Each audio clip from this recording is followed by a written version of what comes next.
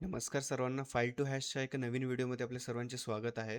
तर आज आपण पाहणार आहोत की फाइल टू हॅश हे सॉफ्टवेअर आम्ही बिल्ड का केलं आहे. तर यासाठी आपण एक एक्झाम्पलद्वारे आपण समजूया की फाइल टू हॅश हे किती बेनिफिशियल आहे आपल्यासाठी आणि बाकी सॉफ्टवेअर्सचं त्यामुळे काय इश्यू येत होते लोकांना. तर आपण ते प्रॉब्लेम कसा सॉल्व्ह केला आहे हे सुद्धा आपल्याला आज या व्हिडिओमध्ये एक्सप्लेनेशन मिळणार आहे.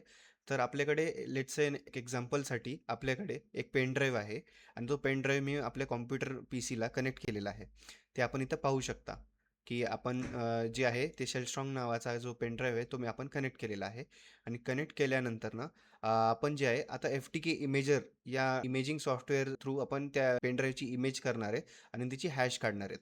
तर आता इथं प्रॉब्लेम असा आहे की अख्ख्या पेन ड्राईव्हची इमेज इथं होती आहे आणि जर आपण तो पेन ड्राईव्ह काढून वापस लावला आणि त्याच्यामधली चुकीने आपल्याकडनं फाईल ॲक्सेस झाली आणि नंतर वापस आपण जर त्या पेनड्राईव्हचा हॅश काढायला घेतली तर ती हॅश व्हॅल्यू बदलली जाणार आणि त्यामुळे हे राईट ब्लॉकरचा इश्यू येत असतो.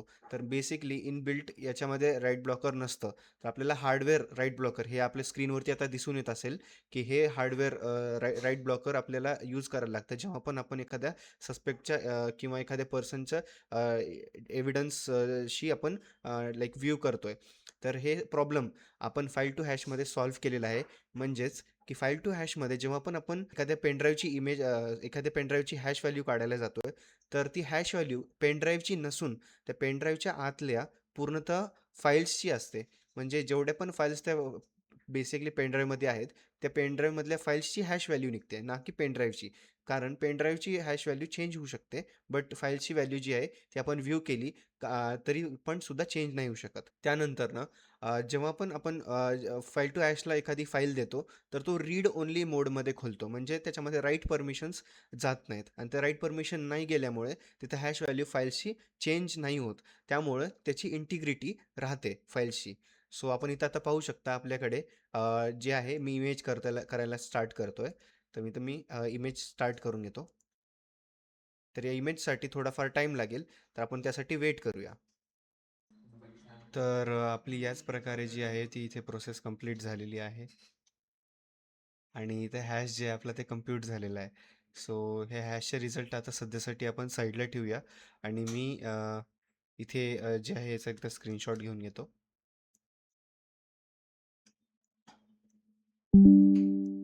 ओके.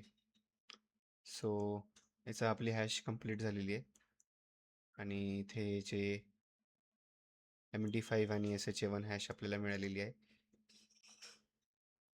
ओके. सो याला क्लोज करून घेऊया. त्यानंतर ना आपल्याकडे इथे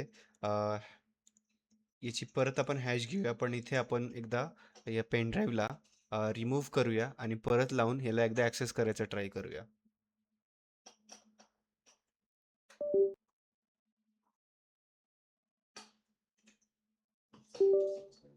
ओके. सो हा पेन ड्राईव्ह परत आलेला आहे आणि याच्यामध्ये मी काही फाईल्स आहेत त्यांना मी ॲक्सेस करतो.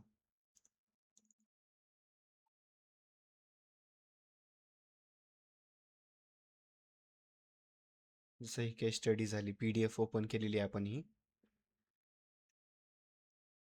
आणि PDF ओपन केल्यानंतर याला मी क्लोज केलं आहे PDFला. PPT एकदा ओपन करतो. आपण फक्त व्ह्यू करत आहेत, आपण काही चेंजेस नाही केलेले आहेत. सो हे झाल्यानंतर ना आपण परत एकदा याची हॅश कॅल्क्युलेट करायला घेऊया.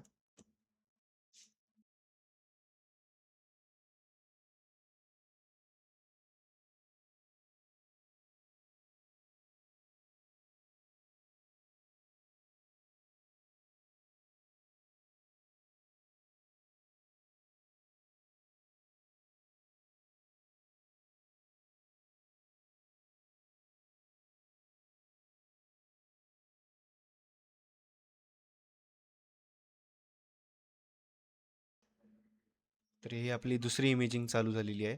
पहिली आपली इमेज झालेली आहे आणि आता हे दुसऱ्या इमेजमध्ये आपण करण्याच्या आधी आपण डेटाला ॲक्सेस केलेला आहे. अख्ख्या पेनड्राईव्हची इमेज आपण त्याची हॅश व्हॅल्यू घेऊया आणि मग आपल्याला कळेल की याच प्रकारे जे आहे आपली हॅश व्हॅल्यू जी आहे ती कशी चेंज होते. तर आपण आता इथं पाहू शकता की आपली जी डिस्क आहे, जी इमेज आहे ती झालेली आहे कंप्लीट. आणि आता इथं मी जर क्लोजवरती इथे इमेज समरीवरती जाऊन याची हॅश जर पाहितली, तर ह्याची हॅश चेंज झालेली असणार. कारण का? तर आपण आता ते फक्त कंटेंट व्ह्यू केलंय. तर याच प्रकारे सेलस्ट्रॉंग फाइल टू हॅश हे जे सॉफ्टवेअर आहे, हे पूर्ण पेन ड्राईव्हची हॅश काढत नसतं. पेन ड्राईव्हच्या आतमध्ये जेवढे पण फाईल्स आहेत, त्यांची फाईलची हॅश काढतं इंडिव्हिज्युअली. सो हे डिफरन्स आहे आणि यामुळे तुमच्या फाईल्स तुमच्या पेन ड्राईव्हची जी हॅश आहे, ती चेंज होत राहणार. पण आपली मेन जी फाईलची हॅश असते, ती चेंज नाही होत. धन्यवाद.